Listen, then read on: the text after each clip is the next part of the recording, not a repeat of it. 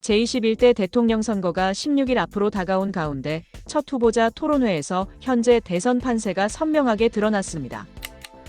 추격조 김문수 국민의힘 후보와 이준석 개혁신당 후보는 1강 이재명 더불어민주당 후보를 강하게 협공하는데 주력했는데 이재명 후보의 여러 정책과 발언을 문제 삼으며 파상 공세를 퍼부었습니다. 18일 열린 대선 후보 TV 토론회에서 경제 분야를 주제로 후보 간 날선 공방이 벌어졌습니다. 민주당 이재명, 국민의힘 김문수, 개혁신당 이준석, 민주노동당 권영국 후보가 경제와 민생 활성화 방안 등에 대해 견해를 밝혔습니다. 논란의 커피 원가 120원이 도마에 오르는 등 토론회 초반부터 불꽃이 튀었습니다. 김 후보는 그제 전북 군산 유세에서 커피 한 잔의 원가가 120원이라고 발언해 굉장히 시끄럽다. 지금도 같은 생각인가라고 물었습니다. 이재명 후보는 이에 커피 원재료값 120원은 2019년 봄쯤 인건비와 시설비 등을 고려하지 않았을 때의 값이라고 설명했습니다. 이어 원료값이 이 정도 드니까 가게를 바꿔 지원을 해줄 테니 새로 만들어 닭죽을 파는 것보다 더 나은 환경에서 더 나은 영업을 하도록 지원해주겠다고 한 것이라며 그 말을 떼서 왜곡하면 어떻게 하나라고 역공을 가했습니다.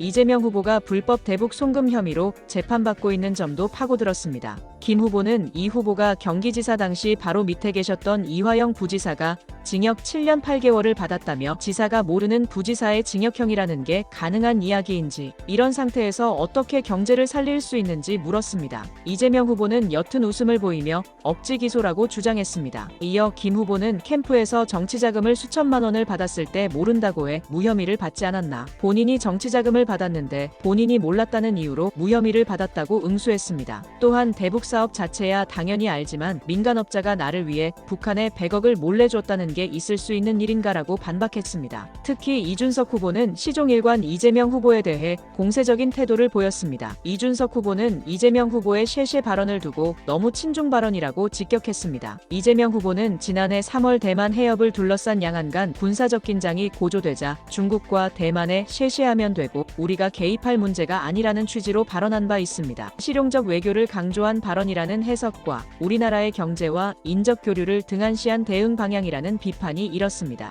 이에 이재명 후보는 너무 단편적 생각이라고 지적했습니다. 이어 제가 드리는 말씀은 국익 중심으로 판단해야 되고 대만과 중국 간의 분쟁에 우리가 너무 깊이 관여할 필요가 없다. 현상을 존중하고 우리는 거리를 유지해야 한다는 것이라고 설명했습니다. 특히 친중으로 몰아보려 애쓰는 것 같은데 매우 부적절하다라며 불쾌감을 숨기지 않았습니다. 이준석 후보는 국제 분쟁이 발생했을 때 우리나라 입장에서도 이렇게 생각하는 것 아니냐라고 재차 공세를 취하자 이재명 후보는 일반 사례와 특수 사례를 구분 좀 하라며 너무 극단화시킨다고 직격했습니다. 그러면서 통상적인 외교와 무역을 이야기하는 것이고 만약 전쟁이 벌어지면 그 상황도 달라지는 것이라며 극단적으로 판단하지 말라고 말했습니다. 이준석 후보는 이재명 후보의 AI 산업에 100조 원 투자 공약을 언급하며 분야를 3가지만 나눠달라고 물었습니다. 이재명 후보가 3가지로 나눌 이유는 없는 것 같다. 민간 자본을 유치해 연차적으로 100조 원 정도를 투자하겠다는 말이라고 언급하자 이준석 후보는 세부적으로 계획도 없는데 100조 원 넣겠다는 말씀 잘 들었다라며 비꼬았습니다.